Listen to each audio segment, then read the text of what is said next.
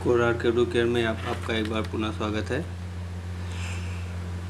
आज हम चक्रवात के नामकरण के विषय में पढ़ेंगे। एक जिज्ञासा होती है जब कोई चक्रवात आता है, वो चाहे भारत में हो या अमेरिका में या चाइना में या किसी भी देश में हो, तो एक जिज्ञासा बनी रहती है कि चक्रवात कैसे आता है, क्या है। तो हम उसी के विषय में पढ़ेंगे कि चक्रवात आता है तो कि उसका नामकरण कैसे होता है, कौन करता है, क्या कोई संगठन है या कोई एक देश है जो उसका नामकरण करता है। हम उसी चक्रवात के नामकरण के विषय में मूल रूप से आज पढ़ेंगे। चक्रवातों का नामकरण जो है उसके स्थान विशेषताएं और विस्तार के आधार पर किया जाता है। ये नामकरण की प्रक्रिया जो है 1953 से प्रारंभ हुई। 1953 से शुरू की गई। इससे पूर्व चक्रवातों को उनके अक्षांश और देशांतर से पहचाना जाता था। चक्रवातों का नाम अंग्रेजी वर्णमाला के क्रम में होता है, लेकिन Q, U, X, Y, Z इन अक्षरों से किसी भी चक्रवात का नाम नहीं होता। इसको आप विशेष रूप से याद रखिएगा। Q, U, X, Y और Z इन अक्षरों से चक्रवातों का नाम नहीं होता। चक्रवातों का नामकरण कब से शुरू हुआ? 1953 से। फिर उसके बाद में शुरुआत में जो नाम थे वो महिलाओं पे थे। 1979 तक जितने चक्रवात आए हैं उनका नाम किसी न किसी महिला पे था। महिला का मतलब स्त्रीलिंग शब्दों पे था। तो लेकिन उसके बाद जो चक्रवात उसके बाद फिर ये हुआ नहीं केवल महिलाओं के नाम पे ही क्यों रखा जाए, तो उसके बाद में पुरुषों के नाम पर भी चक्रवातों का नाम रखा जाने लगा। और ये नामकरण कैसे होता है इसको जान जाइए। विश्व मौसम विज्ञान संगठन ने नामों की 6 सूचियाँ तैयार की हैं और उन्हीं के आधार पर नाम रखा जाता है। 6 सूची जब पूरी होती है तो अगले चल के फिर उसी को वो किया जाता है। लेकिन अगर किसी नाम का तूफान बहुत ज़्यादा भयानक और बहुत ज़्यादा विनाशकारी रहा तो फिर उसके नाम को सूची से हटा दिया जाता है। अब बात कर लें हम लोग हिंद महासागर के कैसे रखा जाता है। तो हिंद महासागर के उत्तरी हिस्से के ऊपर से गुजरने वाले उष्णकटिबंधीय चक्रवात। कौन से चक्रवात? उष्णकटिबंधीय। इसको विशेष रूप से ध्यान रखिएगा। हिंद महासागर के ऊपर से गुजरने वाले कौन से? उष्णकटिबंधीय चक्रवात का नामकरण 2004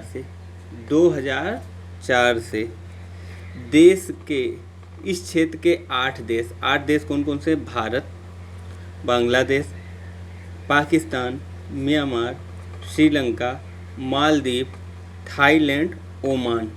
ये जो 8 देश हैं ये क्रम से किया जाता है। ये 8 देश मिलके तूफान का नामकरण अपने क्रम से करते हैं। इसका कहने का तात्पर्य ये है, ऐसा नहीं कि भारत करेगा तो लगातार वही करेगा या बांग्लादेश या श्रीलंका करेगा, नहीं। इनका एक क्रम होता है। जो एक बार एक कह दिए तो अगले बार दूसरा कोई रखेंगे। क्रम से किया जाता है।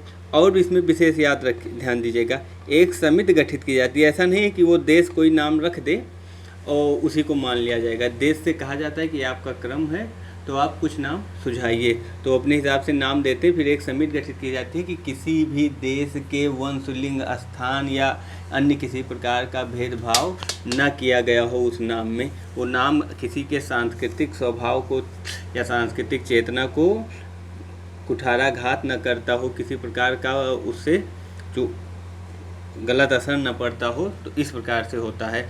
अब चक्रवातों के नामकरण वाला एक बार फिर से ध्यान दे दीजिए पूरी तरह से। चक्रवातों का नामकरण उनके स्थान, विशेषता और विस्तार के आधार पर किया जाता है। नामकरण की प्रक्रिया 1953 में शुरू की गई। इससे पूर्व चक्रवातों का क्या? देशांतर और अक्षांश के आधार पर किया जाता था। अच्छा, ये सोचिए कि क्यों ऐसी समस्या आई कि नाम रखा जाए। जैसे देखिए, अगर किसी गांव का कोई व्यक्ति हो तो उस गांव के 4-5 बच्चे अगर कहीं बाहर रहते हो किसी काम से या पढ़ते हों, तो अगर हम उस गांव का नाम लेंगे तो वो 4-5 बच्चे सोचेंगे हमको बुला रहे हैं। उसमें कन्फ्यूजन बना रहेगा कि ये किसको बुला रहे हैं। तो ऐसी समस्या होती थी। अक्षांश देशांतर पे नाम रखा तो जाता था, लेकिन एक समस्या बनी रहती थी।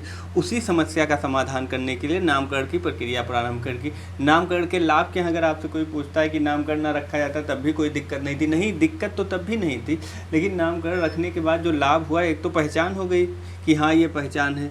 और पहचान होने के बाद फिर सबसे बड़ी जो विशेषता उसका था उसकी हुई यह हुआ कि रिकॉर्ड को रखने में आसानी है। मान लीजिए अभी नीलम का या हुदहुद तूफान आया था, तो जो ये सब तूफान आए थे तो इनको एक रिकॉर्ड में रखा जा सकता है कि इस नाम का तूफान इस सन में आया था। अब तो उच्छे अक्षांश देशांतर और काफ़ी चीज़ें लिखने की या उस हिसाब से याद करने की ज़रूरत नहीं है। और दूसरी चीज़ ये है कि उसी अक्षांश देशांतर पर दूसरे साल अगर आ जाता था तूफान तो फिर उसको अलग ढंग से रखना पड़ता था नामकरण से पहले। लेकिन अब नामकरण हो गया है तो इस समस्या का समाधान हो गया है। चक्रवातों में अंग्रेजी वर्णमाला के Q, U, X, Y और Z नाम नहीं रखे जाते हैं, इसका विशेष ध्यान रखिएगा। फिर उसके बाद में विश्व मौसम संगठन 6 सूची नामों की 6 सूची जारी करता है, इसको आप विशेष रूप से याद रखिएगा। पूछा गया है सवाल कि कितनी सूचियाँ, तो 6 रहता है। अब ये जो हम लोगों के लिए बहुत इम्पॉर्टेंट है वो हिंद महासागर का है कि उष्णकटिबंधीय चक्रवात यहाँ आते हैं और 2004 से नामकरण शुरू किया गया है। इस क्षेत्र के 8 देश कौन से? Bharat, Bangladesh, Pakistan, Myanmar, Sri Lanka, Maldives, Thailand, Oman द्वारा क्रम से नाम रखा जाता है, नाम सुझाया जाता है और एक गठित समिति होती है, वही समिति नामों का अनुमोदन करने के बाद तब उसका नाम रखा जाता है। चक्रवात का नामकरण बस यहीं तक। लेकिन अगर अभी तक आप लोगों ने भाई हमारे चैनल को सब्सक्राइब नहीं किया है तो कर ज़रूर लीजिए। इससे कोई विशेष फ़ायदा नहीं होता, लेकिन ये लगता है कि हाँ जो हम मेहनत कर रहे हैं वो कुछ लोगों तक पहुंच रहा है। और देखने के बाद आप सब्सक्राइब करके लाइक कर दीजिए तो हमको भी थोड़ा अच्छा बना लगेगा और आगे भी हम अच्छे टॉपिक वाले पे और वीडियो बनाते रहेंगे। धन्यवाद।